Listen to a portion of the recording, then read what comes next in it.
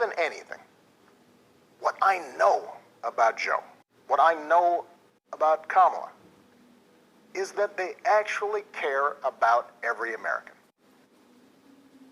And that they care deeply about this democracy.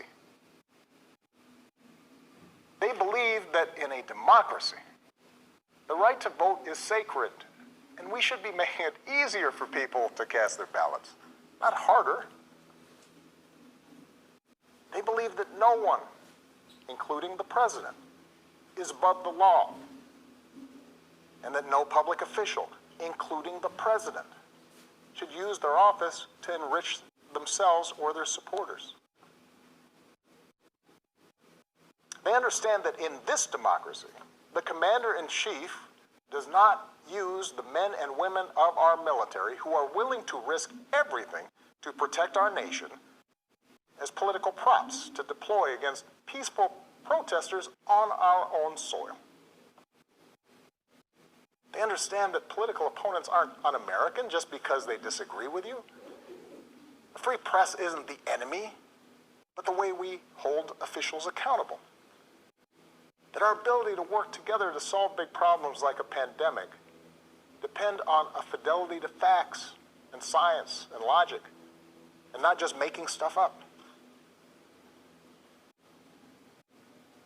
None of this should be controversial. These shouldn't be Republican principles or Democratic principles. They are American principles. But at this moment, this president and those who enable him have shown they don't believe in these things. Tonight, I'm asking you to believe in Joe and Kamala's ability to lead this country out of these dark times and build it back better. But here's the thing. No single American can fix this country alone.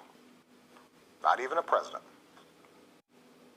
Democracy was never meant to be transactional. You give me your vote, I make everything better. It requires an active and informed citizenry. So I'm also asking you to believe in your own ability, to embrace your own responsibility as citizens, to make sure that the basic tenets of our democracy endure. Because that's what's at stake right now. Our democracy. Look, I understand why a lot of Americans are down on government. The way the rules have been set up and abused in Congress make it easier for special interests to stop progress than to make progress. Believe me, I know it.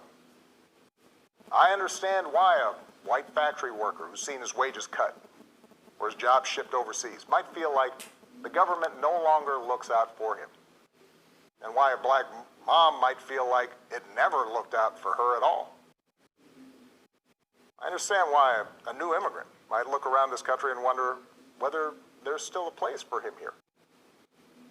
Why a young person might look at politics right now, the circus of it all, the meanness and the lies and conspiracy theories, and think, what is the point? Well, here's the point. This president and those in power, those who benefit from keeping things the way they are counting on your cynicism. They know they can't win you over with their policies.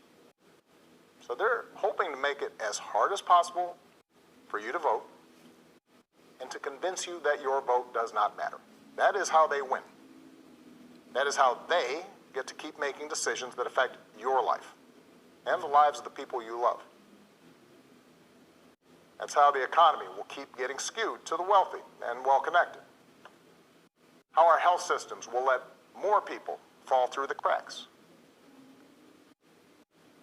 That's how a democracy withers, until it's no democracy at all. And we cannot let that happen.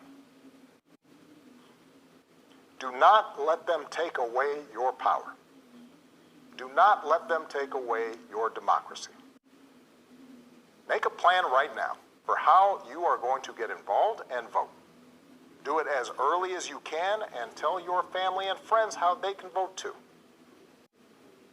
Do what Americans have done for over 2 centuries when faced with even tougher times than this. All those quiet heroes who found the courage to keep marching, keep pushing in the face of hardship and injustice.